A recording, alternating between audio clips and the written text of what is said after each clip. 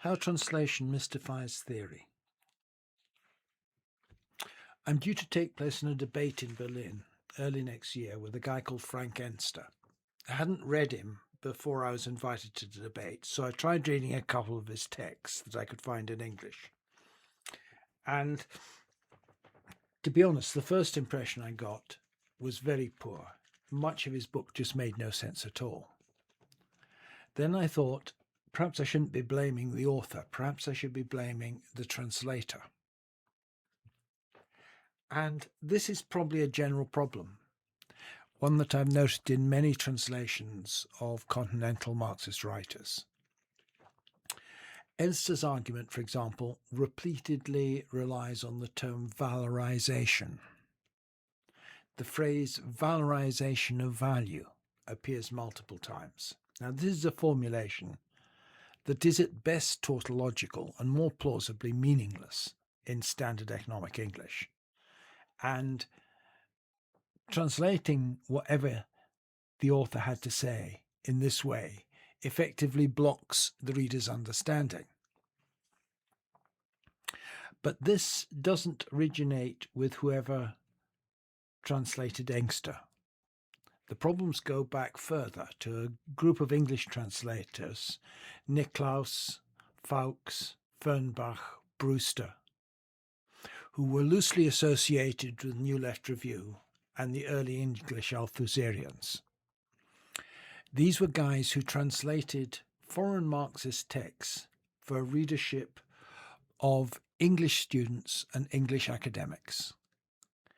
And this is very different from what occurred with the early translations of Marx, such as the Moore and Aveling one, which were aimed at a readership of self-educated workers.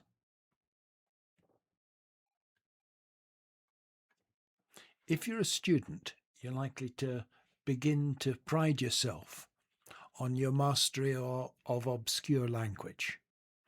If a text contains lots of unfamiliar terms, you're likely to think it deep, even if you struggle to work out what it really means. Let's look at some of the terms that these guys imported or introduced into English. Valorization, overdetermination, interpellation, aleatory materialism. Well, to start with the first one, valorization is not really an English word. If you use Google Ngram search, you find that there was no English usage of it between 1925 and 1975, or almost no English usage. And in the period 1900 to 1925, it had an occasional specialized use. If you go back and find the books in which it was used, you find that valorization was a specialized word which referred to schemes for the support of coffee prices.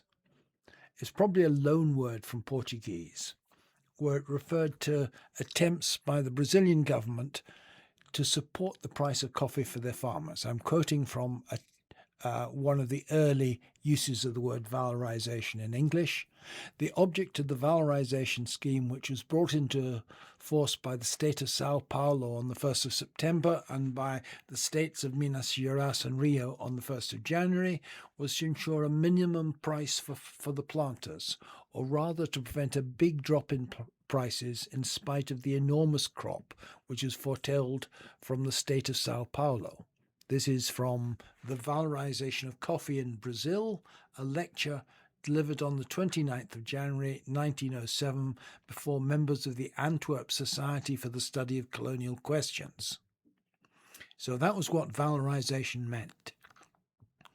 Between 1955 and 1965, I could only find a single use of the word in a 1959 book on agricultural price problems in India.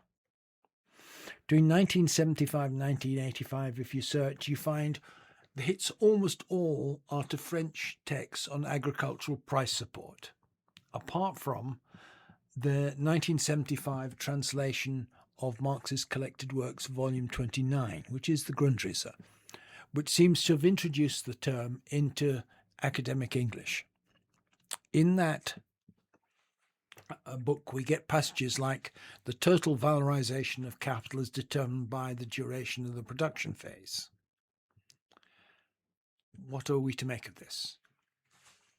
If we were to take the prior English meaning of the word valorization, it would mean the price support for capital, which obviously not what Marx meant when he wrote Capital Verwertung.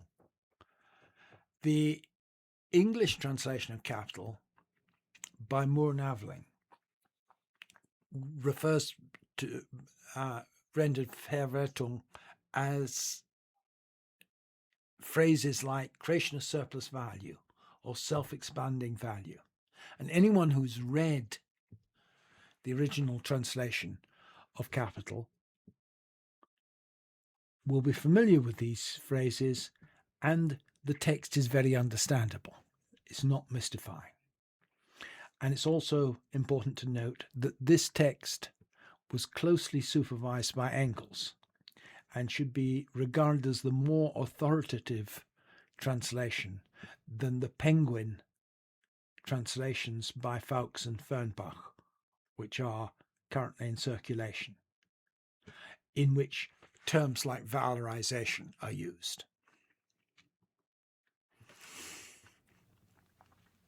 Now let's take another term, overdetermination. Now, what the hell is overdetermination? If you haven't had the misfortune to have been exposed to Althusser, this is a term which entered left theory with the translation of Althusser. And prior to that translation, overdeterminating had two meanings in English. The main meaning, which is still the overwhelming meaning in English, is in mathematics and engineering, where an overdetermined system is one which has more constraints than free variables and thus has no solution. This was and still is the main meaning of overdetermination in English. There was another much rarer use of the term overdetermination in clinical psychology, clinical psychiatry rather, not psychology. Here's a definition of what it meant in clinical psychiatry. Overdetermination means that a given symptom is overdetermined, i.e. it has a number of underlying forces. These combine and converge to produce the symptom. Overdetermination or convergence is marked in hysteria, in which a given action, fantasy, or symptom is usually found to have an overabundant amount of converging underlying associations and hidden emotional roots. This is from Neuroses in Clinical Practice, 1956. That's a very rare usage. What did Althusser mean by the term surdétermination, which Brewster translated as overdetermination? He meant that political phenomena have multiple complex causes, some economic, some relating to the nature of the state, some relating to the then existing ideologies in play. Now, a translator who was less interested in producing something mystifying than Brewster might have tried to use a phrase like complex determination or it was a multi-causal phenomenon. But a translation like that would have been too clear, perhaps, for such an academic translator. He wouldn't have been able to secretly show off his knowledge of Freudian psychiatry. The problem is that for anyone unfamiliar with Freud, which in the 1970s was almost everyone, overdetermination was a complete cipher. It created an immediate barrier to understanding, and it perfectly exemplifies the translation as mystification problem. Let's get on to the mystery of interpellation. Interpellate, again, which occurs in Brewster's translation of Althusser, was never an English word. It is a French word. And Brewster simply put the French verb into his English translation of Lenin and philosophy. So what did the phrase that he translated as ideology interpellates the subject mean? What are we to make of that? Since English readers had never seen the word, they had to try and guess its meaning from context. Okay, some English readers would have a good enough French to understand the French. Most wouldn't. If they had, there was no need for a translation. A better, more understandable translation of it would be ideology arrests the individual, which is a powerful, clear, and conceptually rich English sentence. Arrests is a much better rendering because rather than being a meaningless cipher, it captures the dual meaning of the word in French, meaning both the act of being stopped by authority and the act of being captivated or seized upon, which is how interpellate is used in French. Instead, English readers came away thinking something like ideology injects the philosophical subject into the human brain. That's how it comes across to the naive English reader,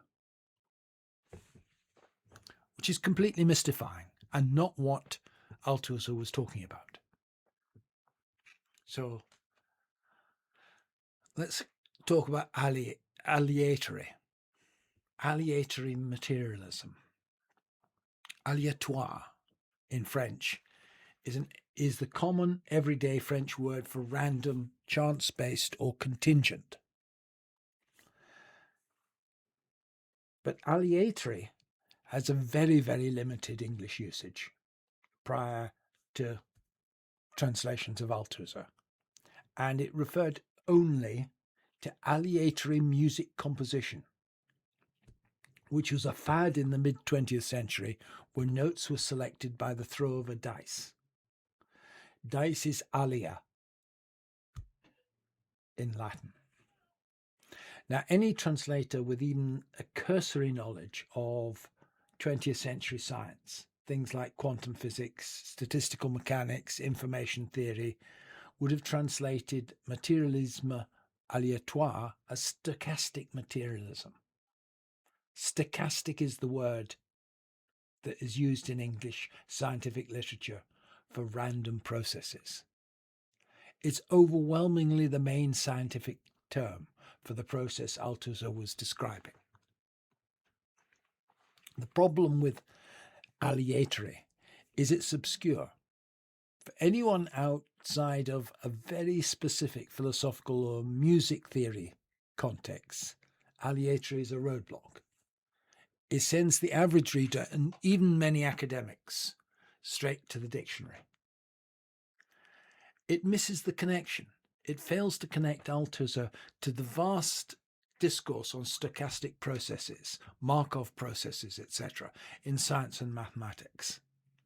Stochastic materialism would immediately signal a materialism based on random processes, linking Althusser to debates in quantum mechanics, evolutionary biology, complex systems, etc. And it's unnecessary jargon.